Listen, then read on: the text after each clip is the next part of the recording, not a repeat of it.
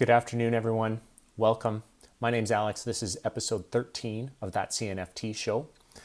Sorry I've been away for a couple of days, but there's a lot of things moving around in my life right now, and it's been a little difficult to get an episode, even 3 episodes out a week.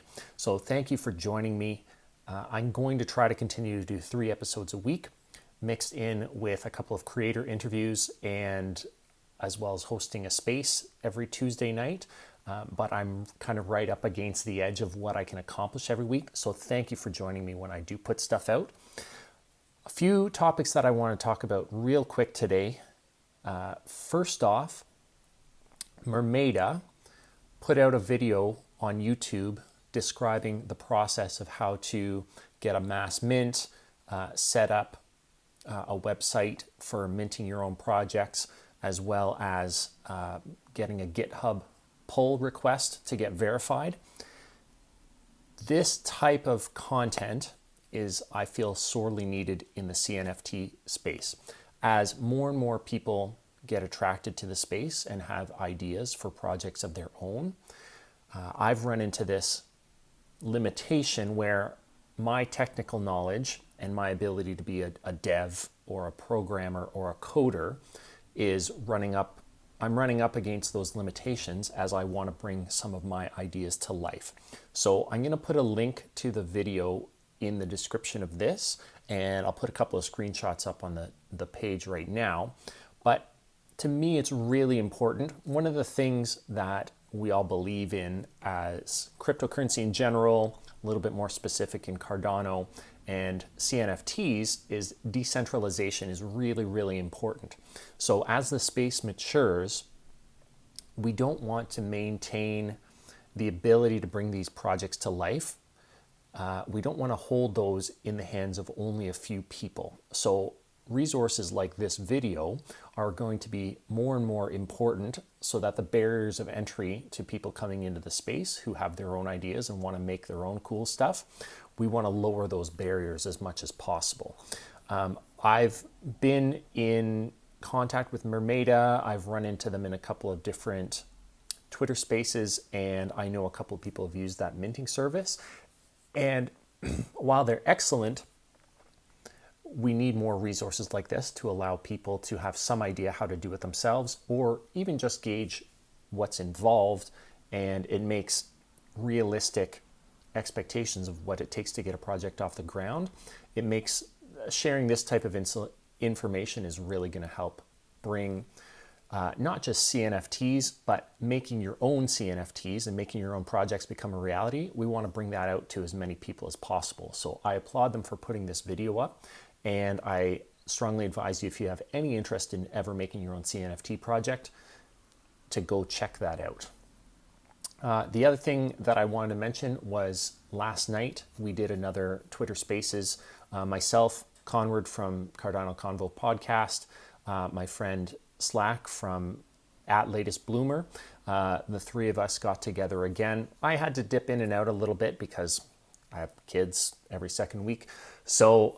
But Twitter Spaces, not just the ones that I've hosted or participated in, but any that I've listened to, are a really, really good opportunity to hear about cool projects and hear about them from the people making them. I spend a lot of time trying to evaluate new projects. I'm looking for great art, great roadmaps, great utility, interesting things on and off the chain, good communities.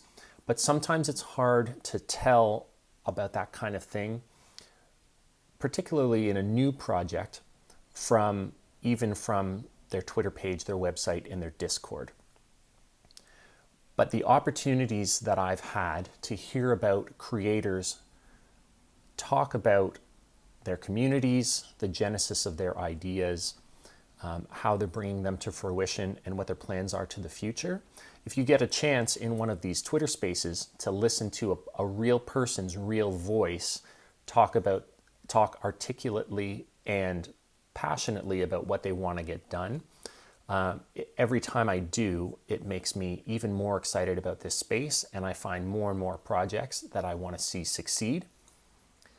Because almost every Twitter space that I hop into, someone will ask to speak, and it'll be someone that they have 25 Twitter followers, and I might not have noticed their project before, but then they start talking about it, and I think, wow, this person is really on to something. So I've had that experience a few times just in the past couple of weeks of using Twitter Spaces. The other thing that it does, not just finding new projects, but they really give you access to some of the bigger, more well-known projects.